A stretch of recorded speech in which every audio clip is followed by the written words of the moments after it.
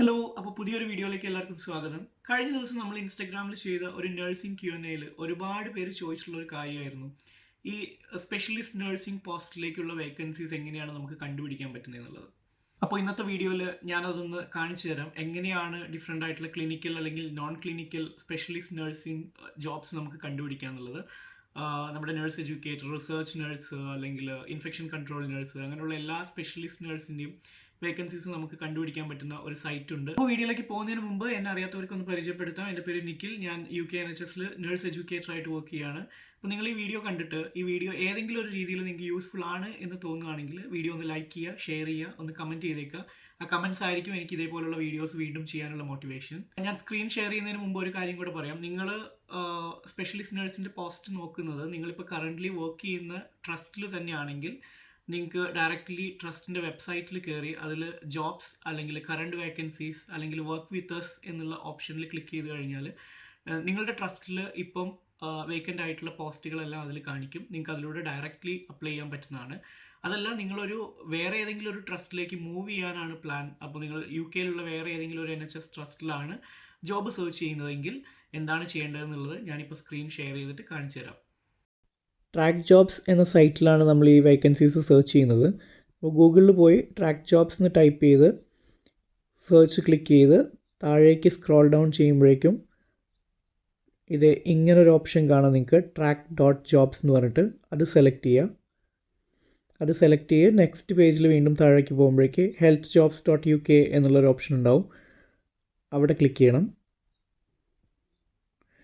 Next പേജിൽ ഇനി നമുക്ക് ഡീറ്റെയിൽസ് കൊടുക്കാനുള്ള പേജാണ്. അപ്പോൾ ഇവിടെ ഫസ്റ്റത്തെ ഓപ്ഷൻ നഴ്സിംഗ് ആൻഡ് മിഡ് വൈഫറി എന്നുള്ള ഓപ്ഷനാണ് സെലക്ട് ചെയ്യേണ്ടത്.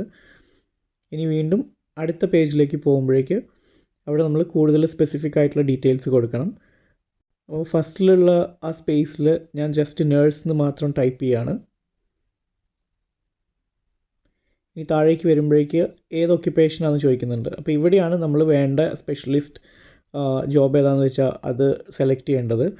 ഇങ്ങനെ ഒരു ലിസ്റ്റ്, ഒരുപാട് ഡിഫറെൻറ്റ് ജോബ്സ് കാണിക്കുന്ന ഒരു ലിസ്റ്റ് ഓപ്പൺ ആയിട്ട് വരും. അപ്പോൾ അതിൽ നിങ്ങൾ സെർച്ച് ചെയ്യുന്ന ആ ഒരു സ്പെസിഫിക് പോസ്റ്റ് ഏതാണോ അത് നമുക്ക് ഈ ലിസ്റ്റിൽ നിന്ന് ചൂസ് ചെയ്യാണ് വേണ്ടത്. അപ്പം ഇവിടെ ഇപ്പോൾ തൽക്കാലം നമുക്ക് ഇൻഫെക്ഷൻ കൺട്രോൾ നഴ്സിൻ്റെ പോസ്റ്റ് കൊടുക്കാം. ഞാൻ just infection control nurse select ചെയ്യാണ്. ഇനി അതിൻ്റെ താഴേക്ക് വീണ്ടും പോകുമ്പോഴേക്ക് ഏത് ഗ്രേഡ് ആണെന്ന് ചോദിക്കുന്നുണ്ട്. അപ്പോൾ നമ്മൾ ബാൻഡ് 5 ആണോ 6 ആണോ 7 ആണോ ഏതാണോ അപ്ലൈ ചെയ്യുന്നത്, അപ്പോൾ അതിൽ നിന്ന് ചൂസ് ചെയ്യാം. ഇപ്പോൾ നമുക്ക് ബാൻഡ് 6 സെലക്ട് ചെയ്യാം അവിടെ. ഇനി ഏരിയ ചോദിക്കുന്നുണ്ട്, നമ്മൾ UK ഇത് സെർച്ച് ചെയ്യുന്നത് അതോ വേറെ ഏതെങ്കിലും കൺട്രിയിലാണോ എന്നാണ്. അപ്പോൾ ഞാൻ UK സെലക്ട് ചെയ്തു. ഇനി താഴേക്ക് പോകുമ്പോഴേക്ക് ലൊക്കേഷൻ ചോദിക്കുന്നുണ്ട്. അപ്പോൾ നിങ്ങൾ ഏതെങ്കിലും സ്പെസിഫിക് ലൊക്കേഷനിലുള്ള ഹോസ്പിറ്റലാണ് സെർച്ച് ചെയ്യുന്നതെങ്കിൽ അത് ചൂസ് ചെയ്യാവുന്നതാണ്. അതിനുശേഷം വേറൊന്നും ചെയ്യേണ്ട ആവശ്യമില്ല, സെർച്ചിൽ പോയിട്ട് ക്ലിക്ക് ചെയ്യാം.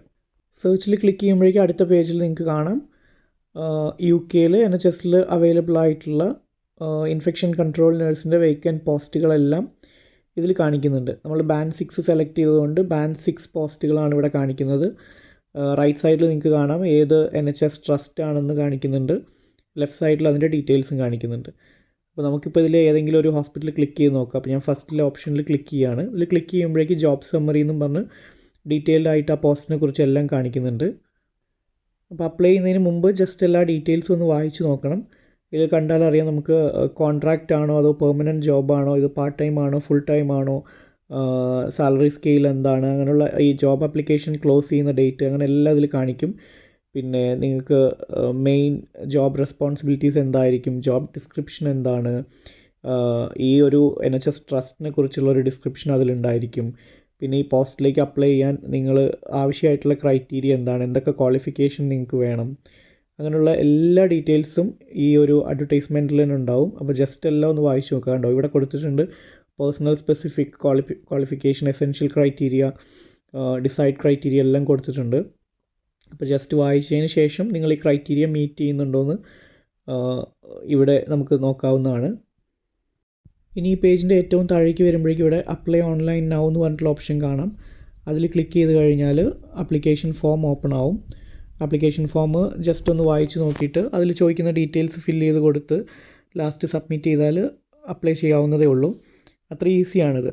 ഇനി അപ്ലൈ നൗ എന്നുള്ളതിൻ്റെ തൊട്ട് മേലെ ഒരു ചെറിയൊരു PDF ഫയൽ അറ്റാച്ച് ചെയ്തത് കാണാം. അതിൽ ക്ലിക്ക് ചെയ്ത് കഴിഞ്ഞാൽ വീണ്ടും ജോബ് ഡിസ്ക്രിപ്ഷനും ജോബ് സമ്മറിയും കാര്യങ്ങളെല്ലാം അതിനകത്തുണ്ട്. അപ്പോൾ വേണമെങ്കിൽ നമുക്കത് ഡൗൺലോഡ് ചെയ്ത് വെക്കാവുന്നതാണ്. നമ്മൾ ആപ്ലിക്കേഷൻ സബ്മിറ്റ് ചെയ്തതിന് ശേഷം വേണമെന്നുണ്ടെങ്കിൽ അത് ഡൗൺലോഡ് ചെയ്ത് സൂക്ഷിക്കാവുന്നതാണ്. കാരണം ഇൻ്റർവ്യൂവിൻ്റെ സമയത്ത് ഇത് യൂസ്ഫുൾ ആയിരിക്കും. ഈ ജോബ് ഡിസ്ക്രിപ്ഷനും കാര്യങ്ങളൊക്കെ ഒന്നും കൂടെ വായിക്കുമ്പോൾ ഷോർട്ട് ലിസ്റ്റ് ചെയ്യുകയാണെങ്കിൽ ഇൻ്റർവ്യൂവിന് പ്രിപ്പയർ ചെയ്യുന്ന സമയത്ത് ഈ ജോബ് ഡിസ്ക്രിപ്ഷനൊക്കെ വായിച്ചതിന് ശേഷം വേണം ഇൻ്റർവ്യൂ അറ്റൻഡ് ചെയ്യാനായിട്ട്. കാരണം അത് റിലേറ്റഡ് ആയിട്ടുള്ള ക്വസ്റ്റ്യൻസ് ഒക്കെ വരാറുണ്ട്.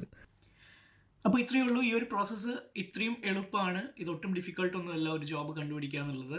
അപ്പോൾ സ്കിൽസ് ഉണ്ടായിട്ടും ക്വാളിഫിക്കേഷൻ ഉണ്ടായിട്ടും അല്ലെങ്കിൽ ഇങ്ങനത്തെ സ്പെഷ്യലിസ്റ്റ് നേഴ്സ് ആവാനുള്ള പാഷൻ ഉണ്ടായിട്ടും എങ്ങനെ ഇങ്ങനെയുള്ള ജോബുകൾ കണ്ടുപിടിക്കാം എന്നറിയാത്തത് കാരണം സ്റ്റക്കായി പോകുന്ന ഒരുപാട് ആൾക്കാരുണ്ട്. അപ്പോൾ അവർക്ക് ഈ വീഡിയോ യൂസ്ഫുൾ ആവുമെന്ന് പ്രതീക്ഷിക്കുന്നു. അപ്പോൾ ഇതുപോലുള്ള യൂസ്ഫുൾ വീഡിയോസായി ഞാൻ വീണ്ടും വരുന്നതാണ്. നിങ്ങൾ ചാനൽ സബ്സ്ക്രൈബ് ചെയ്തിട്ടില്ലെങ്കിൽ സബ്സ്ക്രൈബ് ചെയ്യാൻ ഒന്നുകൂടെ ഓർമ്മിപ്പിക്കുന്നു.